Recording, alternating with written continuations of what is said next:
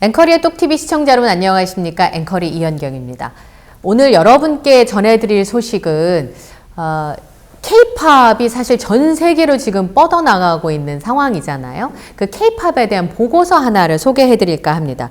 이 보고서는 2022년 1월 7일부터 2023년 1월 7일까지 1년 동안 K-팝의 고향인 한국에서 유튜브 조회 1억 회 이상을 기록한 아티스트가 누구인지를 조사해서 발표한 보고서인데요. 중앙일보에서 기획기사로 싣고 있는 내용입니다. 네, 여기 이제 유료 회원들에게만 공개되는 기사인데 의미가 있는 것 같아서 임영웅 씨와 관련된 기록들을 제가 좀 정리해서 말씀드리려고 하는데요. K-팝이 사실 고향은 한국이죠. 그러면 한국에 있는 팬들은 누구를 좋아하며 어떤 사람들을 좋아하고 한국에서 인기 있는 스타들은 외국에서 어떤 모습을 가지고 있는지, 그리고 음반 판매량이나 음원 판매량은 어떻게 봐야 되는지를 전영선 에디터가 4회에 걸쳐서 기사를 썼습니다. 그 중에서 마지막 내용이 K-팝 본산의 본심, BTS 제친 임영웅은 2위, 대망의 1위는? 이라는 제목의 기사였습니다. 우선은 K-팝의 본류를 하고 있는 한국에서는 BTS가 3위에 그쳤다라는 내용이고요. 기자분은 이 K-팝 보고서를 뭐라고 표현했냐면 태권도 국가대표 선발전 같은 거다. 우리나라에서 어떤 성적을 거두느냐, 국가대표가 되느냐 마느냐가 사실 국제무대에서 메달의 색깔을 결정할 정도잖아요. 이제 그런 것과 같은 거라는 건데, 우리나라에서 유튜브 조회 1억 회 이상을 기록한 아티스트가 누구인지를 조사해서 발표했는데, 결과부터 말씀드리면 1억 회 이상 조회된 가수는, 그러니까 작년 1월 7일부터 올해 1월 7일까지 총 22팀이었습니다. 그리고 공식 뮤직비디오, 가사 동영상, 유튜브 사용자가 편집한 각종 동영상 조회수를 합산을 해서 1억 회 이상이 되는 팀이 22팀이나 된다는 거 굉장히 놀라운 일이었습니다. 그리고 이제 순위를 말씀드리면 1위는 아이유 씨였고요. 그 다음에 2위가 바로 임영웅 씨였는데, 아이유 씨 조회는 한국 조회수가 4억 4,900만 회, 그리고 세계 조회수가 9억 900만 회였습니다. 임영웅 씨는요, 우리나라 조회수가 3억 9천만 회, 그리고 세계 조회수가 4억 1,900만 회였습니다. 가장 많이 조회한 나라는 한국이었고요. 아이유 씨도 역시 한국에서 조회가 가장 많이 들었습니다. 우리나라 국민의 숫자가 2021년 기준으로 했을 때 5,174만 명이거든요. 근데 임영웅 씨와 관련된 조회수가 3억 9천만 회면 어마어마한 수치인 거죠.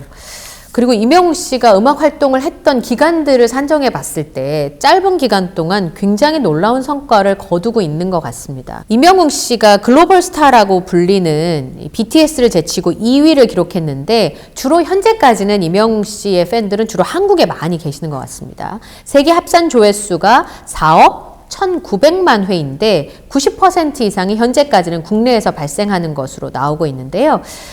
임영웅 씨의 그 성적표 중에 하나인 서클 차트가 얼마 전에 공개가 됐었잖아요.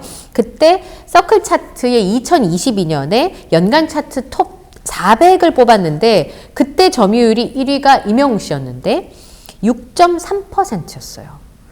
그러니까 작년 한 해 동안 임영웅 씨가 정말 어마어마한 성적을 보였다는 걸 알 수가 있고요.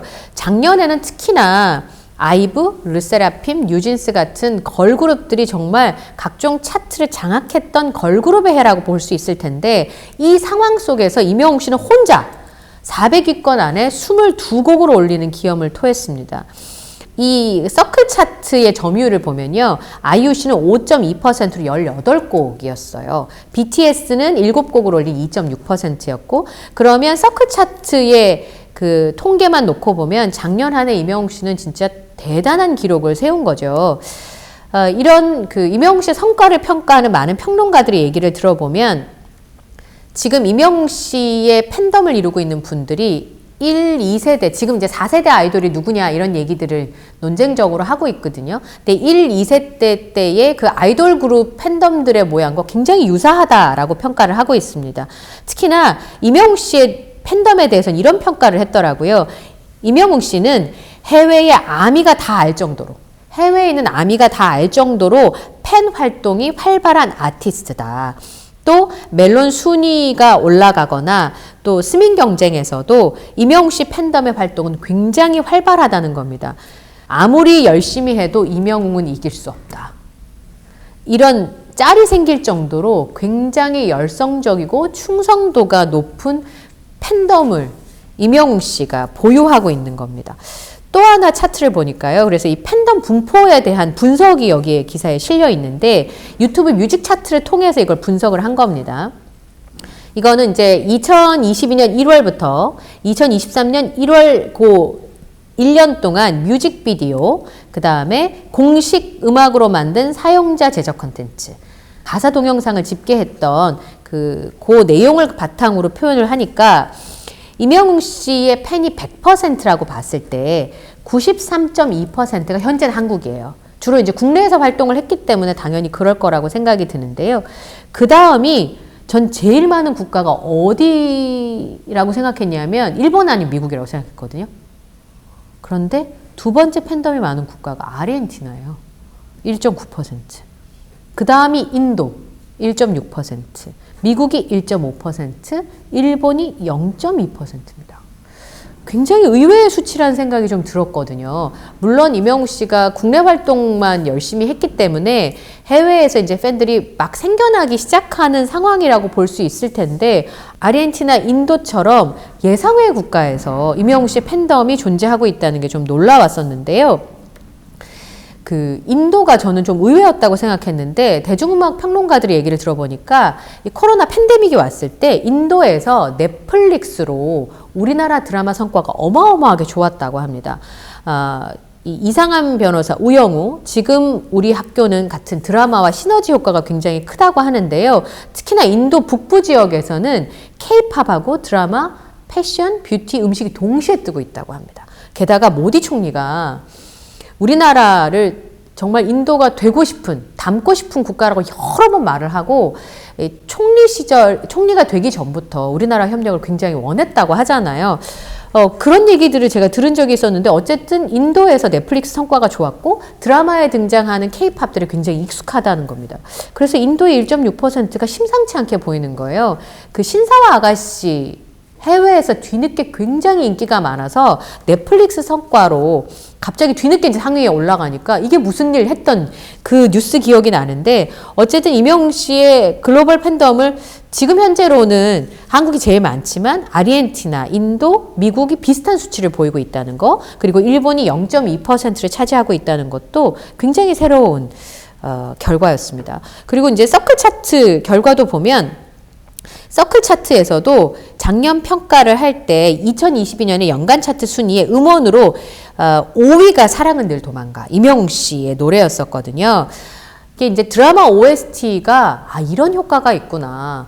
K-팝뿐만 아니라 한류의 드라마나 영화 붐을 타고도 그 안에 들어있는 노래들에도 얼마든지 해외 팬들이 매료될 수 있구나라는 부분은 정말 주목해서 봐야 되겠다라는 생각이 듭니다.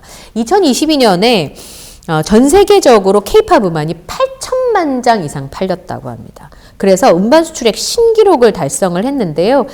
우리나라의 작년 한 해 동안 음반 수출액이 거의 3천억 달러에 가까운 2,878억 달러로 집계가 됐는데 이게 역대 최고 기록이고 2021년보다도 5.6%가 성장을 했습니다. 그래서 올해는 아마 K-팝 음반이 1억 장 이상 팔리지 않을까 라고 기대를 하고 있습니다. 제일 많이 사간 나라는 일본, 그 다음이 미국이었었는데 서클 차트에서 월간 톱 400으로 합산한 건 8,074만 4,916장이었는데요. 이게 지난해 같은 기간에 비해서 2,140만 장 이상 팔렸고 여기에서 이제 탑 400 중에서 임영웅 씨 노래가 22곡이나 올라갔다는 겁니다.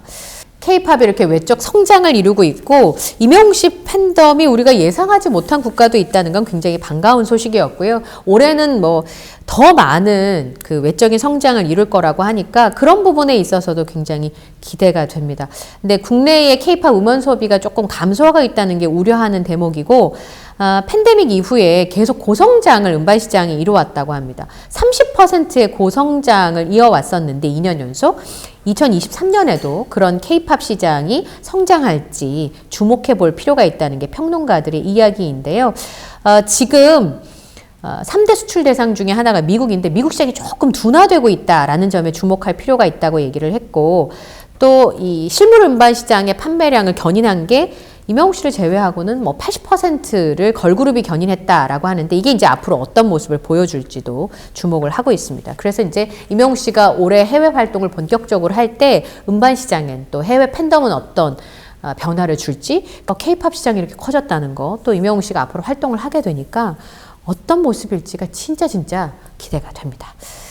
자, 오늘 이명욱 씨의 해외 활동에 앞서서 K-팝 보고서에 담긴 이명욱 씨 모습을 좀 전해드렸고요. 작년 한 해 정말 대단한 성과를 거뒀구나. 그리고 올해도 훌륭한 성과를 거두겠구나 예감하게 됩니다. 오늘 영상도 마음에 드셨다면 구독, 좋아요, 알림 설정을 부탁드리고요. 전 다음 영상에서 인사드리겠습니다. 함께 해주셔서 고맙습니다.